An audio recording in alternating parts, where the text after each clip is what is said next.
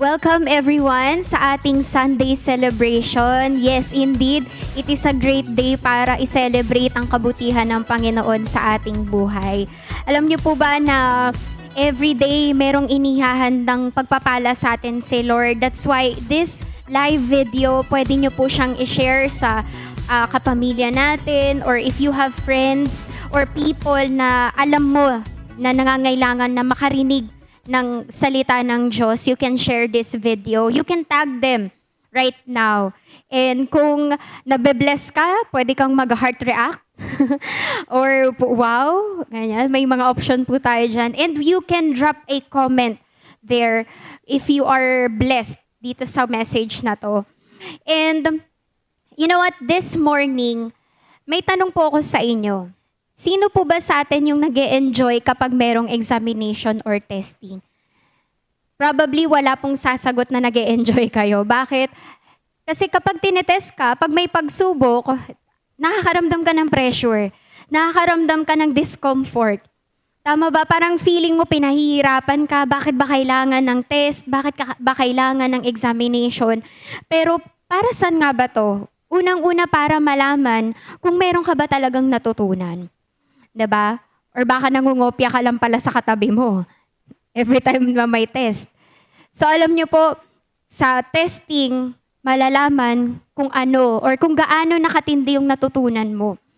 Okay? Pangalawa, to prove authenticity.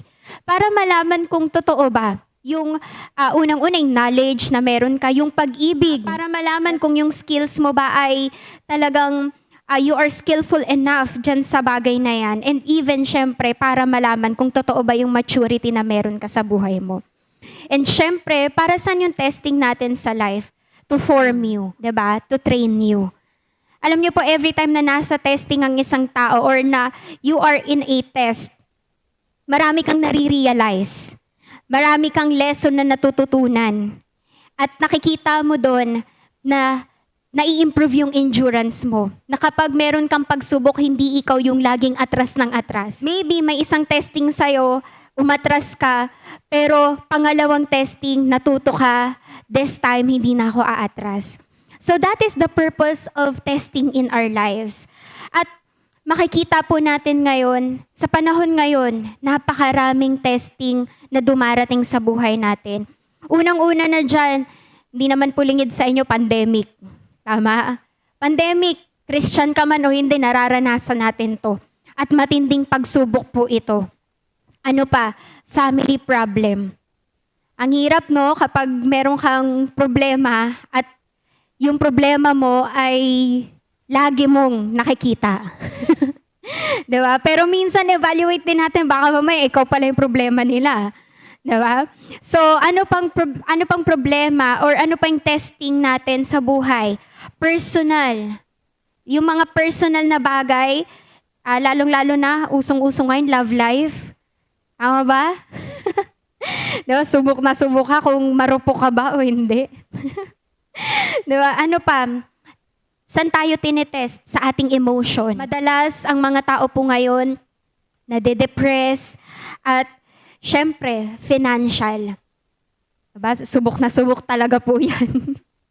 At syempre, ano po, yung commitment natin sa Panginoon, sa ministry, at even saan? Sa ating church.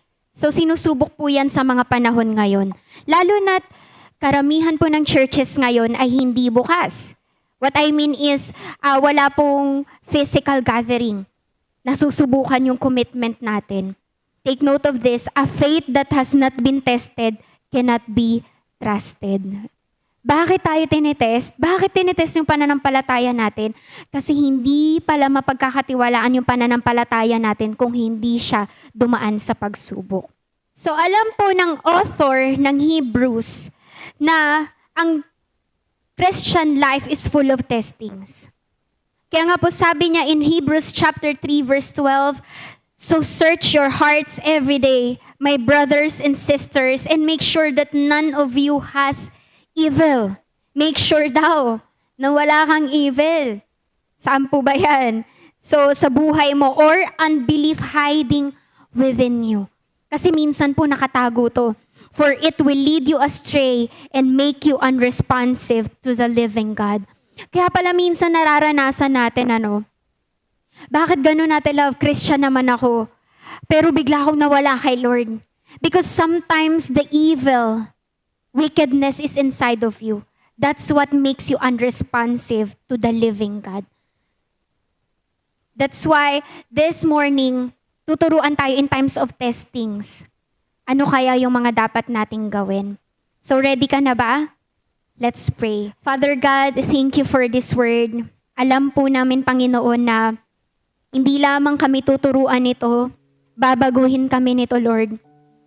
And we ask for your forgiveness for all the times na pag may testing kami, instead na lumapit kami sa'yo, lumalayo kami.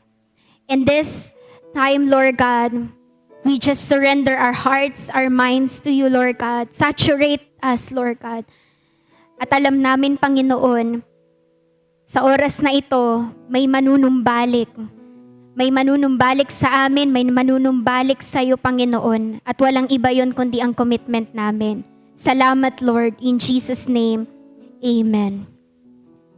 So in times of testings, ano nga po ba ang dapat nating gawin? Number 1 is stay faithful to God. Stay faithful to God. You know what? Sooner or later, lahat naman po tayo will go through testings eh. Tama ba? Pwedeng ako may testing ako ngayon, ikaw wala. Pero pwedeng bukas, ikaw naman ang may testing, ako naman ang wala. But ang challenge po sa atin ay manatili tayong tapat sa panahon ng testings. Bakit po? Kasi tapat din ang Diyos na hindi niya papahintulutan na bigyan ka ng pagsubok na hindi mo kaya. Nandiyan ka ba? Sabi nga dito sa verse 15, today, when you hear His voice, don't harden your hearts as Israel did when they rebelled. Ang sabi dito, manatili kang tapat sa Panginoon at wag mong i-harden yung puso mo. Bakit po? Every time na nasa testing ang tao, nagiging matigas po ang puso, no? Dati, di ba, okay kay ni Lord, kinakanta mo pa siya, I will sing of the goodness of God. Pero pag testing na, hindi mo na magawang kantahan si Lord. Tumitigas na yung puso. Kaya ano po yung reminder sa atin? Stay faithful to God. Today, when you hear His words, do not harden your hearts. Pag narinig mo yung boses ng Panginoon, wag mong pagmatigasin ang puso mo. Why? Just believe that God loves you at lagi siyang nasa iyo. Kasama mo siya even in times of testing. We are called to stay faithful to God. Madalas po pag nasa testing tayo, imbes na lumapit tayo sa Panginoon, ano yung decision natin? Ano yung choice na ginagawa natin? Lumalayo tayo kay Lord. As if na meron tayong magagawa at as if na maaayos tayo kapag malayo tayo sa Lord. No. Alam niyo po, may mga characters or may mga tao sa Bible na kahit hindi nila naiintindihan yung nangyayari sa kanila, ano yung testing na nangyayari sa kanila, nararanasan nila, but still they became faithful to God. Bakit po? Kasi alam nila na tapat ang Diyos sa kanilang buhay. Amen. And pangalawa, keep on trusting God. You know what? In times of testing, do not follow your heart. Guard your heart. Alam mo sino susundin mo? Si Lord. Bakit? Alam niyo po ba, sabi niya sa Proverbs chapter 3 verse 5, trust in the Lord with all your heart and lean not on your own understanding. Kung mapapansin natin, merong sinabing word na heart, meron ding mind or understanding, right? It pertains to the mind. Bakit trust in the Lord with all your heart? Bakit po? Kasi alam niyo po ba, ang unang target ng kaaway kapag may testing tayo ay pabagsakin yung loob natin. Pabagsakin yung emotions mo. But the moment you trust in the Lord, I want you to know, susunod na yung ating understanding. Kaya sabi doon, di ba, lean not on your own understanding. Bakit? Sa sitwasyon mo ngayon, may sarili kang pagkakaintindi. Di ba? Nung namatay po yung mama ko, pwede kong isipin na, Lord, pinabayaan mo kami. That is my understanding. But if you trust in the Lord, you just trust that He is good. Na Lord, kahit anong mangyari, you give, you take away, but I can say, blessed be your name. You just trust the Lord with all your heart. Huwag kang magtira sa sarili mo. Kasi pag nagtira ka, baka maging emo ka pa rin. So sabi nga po, in testing times, the enemy's target is your emotion. Kaya po, in times of testings, do not follow your heart, guard your heart. Sa pamamagitan ng follow God. You may doubt your situation, you may doubt yourself, but what you need to do right now is trust in the Lord with all your heart. Buong buo.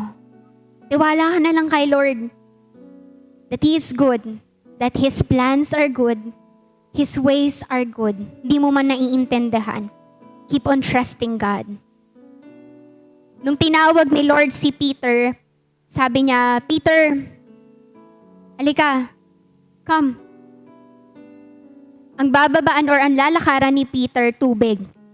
As in yung dagat. Will you come? Siguro kung ikaw, magdududa ka na, Lord, ano ba yan? Lulunurin mo ba ako? Pero bakit bumaba or bakit lumakad si Peter on the water? Because inisip niya, ang tumatawag sa akin, Diyos, ang tumatawag sa akin, yung pinagkakatiwalaan ko. I do not trust my situation. I do not trust the water. I trust the one who called me. Ganun ka rin. Trust the one who called you.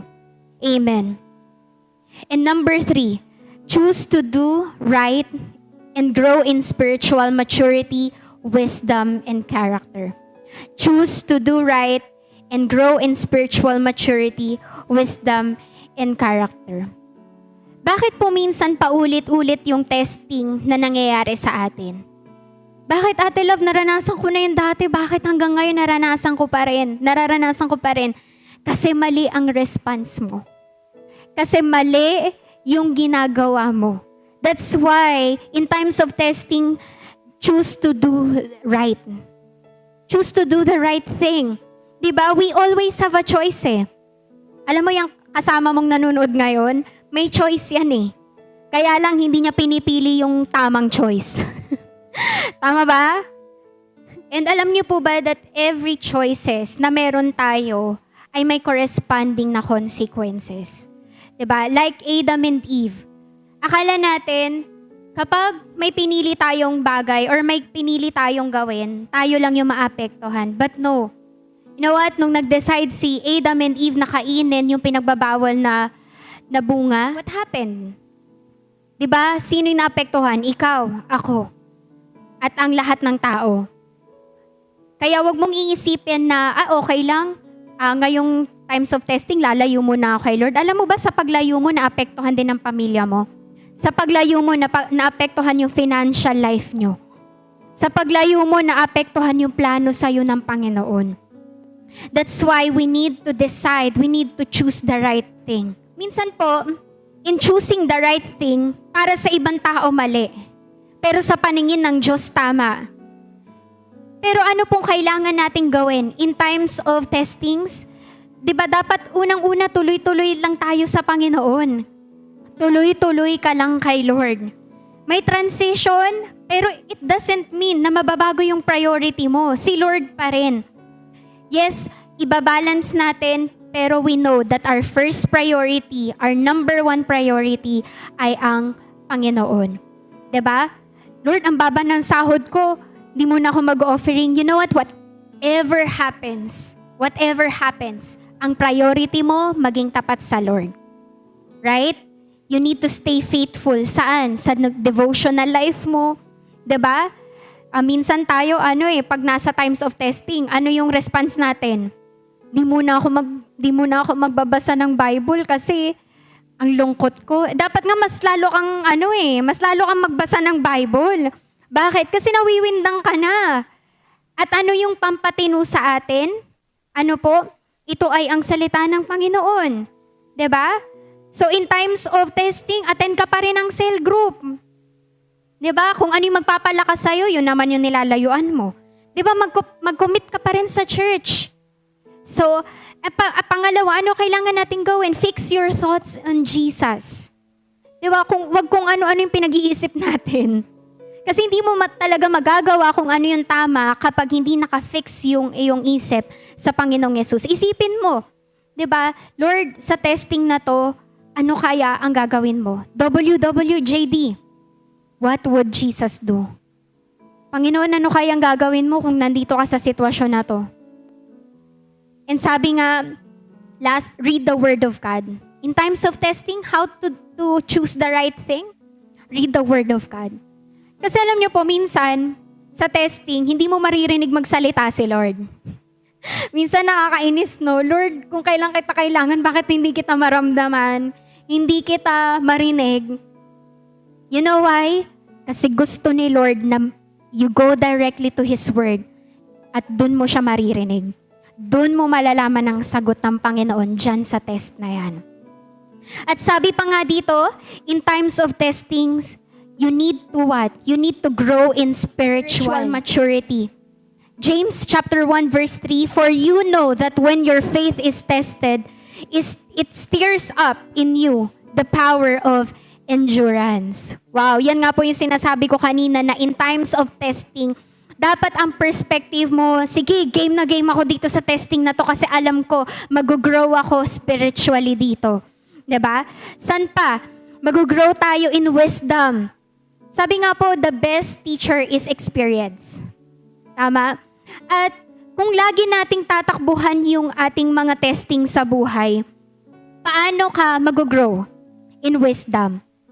'Di ba? Kaya pansinin mo, pag nagkaroon ka ng testing ulit na ganyan, kamukhang-kamukha ng ganyang testing, parehas pa rin yung response mo, loser ka na naman, bigo ka na naman. Why? Kasi hindi mo hinayaan na matuto ka doon sa testing na yon. So in times of testing, you need to grow in wisdom and even you need to grow in character. Okay? Sabi nga dito, habang nabubuhay ka, dapat may nababago sa'yo. At you need to admit, kailangan may mabago sa akin. Okay? That's why in every testing, yung character natin, nire-refine ng Panginoon. Okay? And last but not the least, in times of testings, we need community. In times of testings, we need community. In verse 13, but encourage one another daily, as long as it is called today, so that none of you may be hardened by sin's deceitfulness. Alam mo ba, pag wala kang community, ang tigas-tigas ng ulo mo. Bakit? Kasi nag-enjoy na tayo sa sarili nating wisdom. Nag-enjoy na tayo sa sarili nating kalungkutan in times of testings. And sabi ko nga kanina, kapag tayo dumadaan sa pagsubok, napaka-vulnerable po natin. Konting sabi sa'yo, iniisip mo agad, ay grabe, hinuhusgahan ako nito. Konting advice sa'yo, iniisip mo ay ginajudge ka na. Tama? Kasi vulnerable po yung ating emotions or yung ating puso that time. Kaya nga po, makikita natin sa panahon ng pagsubok, madalas wala namang nagdi-discourage sa'yo pero nadi-discourage ka na. Relate ka ba dyan? Sige, pwede bang heart react dyan? So the enemy wants us to be isolated para mag-isip tayo ng mag-isip ng ng mga negative na bagay. Pansinin mo pag mag-isa ka, depende na lang po pag mag-isa ka tapos nagpe-pray ka. Pero madalas pag nag-iisa ka, anong mga nasa isip mo? Mga negative na bagay. Ang iniisip mo, di na namin to malalampasan. Hanggang ganito na lang talaga to. Ay ako yung character ko, ganito na talaga ako. 'Di ba? Pero pansinin mo, if you have a community, kung meron kang cell group, may cell leader ka, napapaalalahanan ka. Amen? Pakitag naman natin, paki-shoutout naman natin yung mga cell leader na napaka-tsatsaga. If we are spending time with our brothers and sisters in Christ, ma-encourage tayo at mabibuild up yung faith natin. Diba? Yung nawala sa'yo, patuloy nilang pupunan. Why? I believe that our brothers and sisters in Christ, sila po yung representative ng Panginoon para i-comfort tayo, para i-encourage tayo, para palakasin tayo. in the last verse, may warning po si Lord. Sabi niya sa verse 19, the Israelites were not able to enter God's rest because of their unbelief.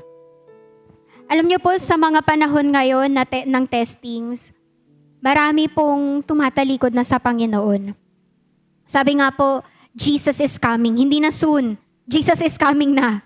Kasi pwede ngayon dumating na si Lord. At ngayon, kung hindi natin alam na, ay baka mamaya darating na pala ngayon si Lord. Yes, anytime. Pwede nang dumating ang Panginoong Yesus. At sabihin natin, hindi man siya dumating agad ngayon.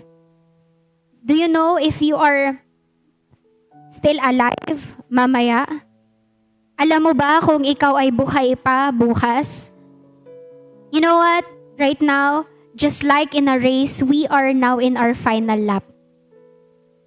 At alam mo kung ano ang gusto ni Lord? Tumapos ka. Matatapos na rin naman, tumapos ka na. Nakakalungkot yung magiging champion ka na, pero saka ka pa huminto because of testings. But I want you to know, sabi nga ulit sa James chapter 1 verse 3, for you know that when your faith is tested, it stirs up in you the power of endurance. Kapag na-test yung faith mo, yan yung magdadala sa'yo sa finish line. Kaya nga mga kapatid, hindi ko alam kung ano pinagdadaanan mo ngayon. Pero kaya nga siya tinawag na pinagdadaanan, dadaanan mo lang siya. Hindi yan yung forever mo. Ano yung forever mo? Si Lord. So, sino yung ipapursue mo? Si Lord. In times of testings, always remember that you are not alone. Kasama mo si Lord. Kasama mo yung church mo. Kasama mo yung family mo. That's why this morning, we will pray. And this prayer, I hope na kahit nasa bahay ka ngayon or kung nasaan ka man, you surrender to God every burden na meron ka sa test na nararanasan, sa mga pagsubok na nararanasan mo ngayon. I know it's not easy. Walang madaling pagsubok. Pero alam ko rin na lahat ng pagsubok na nararanasan mo para sa ikabubuti mo. And if nawala yung trust mo sa Lord, kung hindi ka nagtiwala sa Panginoon, good news. Mahal ka pa rin ni Lord. Kaya ka nakakapakinig ngayon kasi pinapalakas ka niya at nais niyang manumbalik ka ulit. Go back to the race. Kasi malapit na yung finish line, no? Makakamit mo na yung promise ni Lord, yung promised land. And right now, if you are that person that you wanna surrender your life to God, you wanted to surrender, gusto mong isurrender yung mindset sa Lord pagdating sa testings na bumibigay ka agad, God is willing to change you. Let's pray.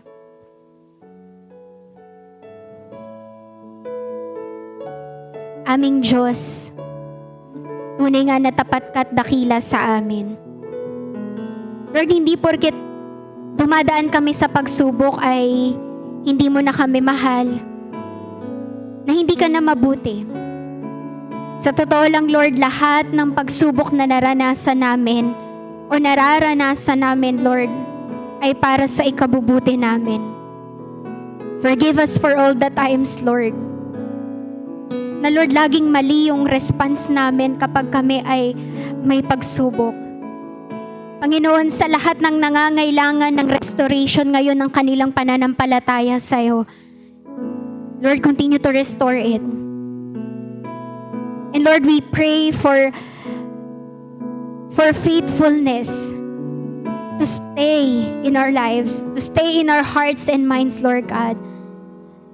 Lord, give us wisdom whenever we face circumstances na hindi namin halos kayang ma-overcome.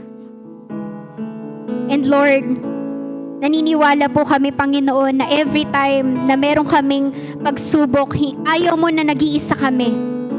Gusto mo na sumama kami dun sa family na pinagdalhan mo sa amin, dun sa church na pinagdalhan mo sa amin, Lord, so that we can be encouraged, so that we can be built up again in our faith. Lord, I speak faith, I speak life, I speak reconciliation right now. I speak peace, Lord, sa mga wala ng kapayapaan ngayon dahil sa kanilang pagsubok na nararanasan. At Lord, alam ko po, Panginoon, nakasama ka namin sa lahat ng season ng aming buhay. We believe that you are faithful and you will always be our faithful God till the end of time. That's why, Lord God, we will commit our lives to you. Thank you, Jesus. In Jesus' name we pray.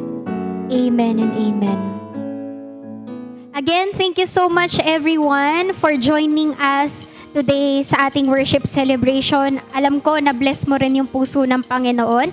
And kung gusto pa natin na ma-bless din yung ibang tao, pwede po nating i-share tong video na to sa kanila. You can tag them and pwede po natin silang i-invite na i-like ang page ng Coramdeo for more updates po. And pwede po nating i-personal message ang Coramdeo page if wala ka pang cell leader, wala ka pang cell group, we can help you or we can assist you with that. Thank you so much, guys, and have a great and blessed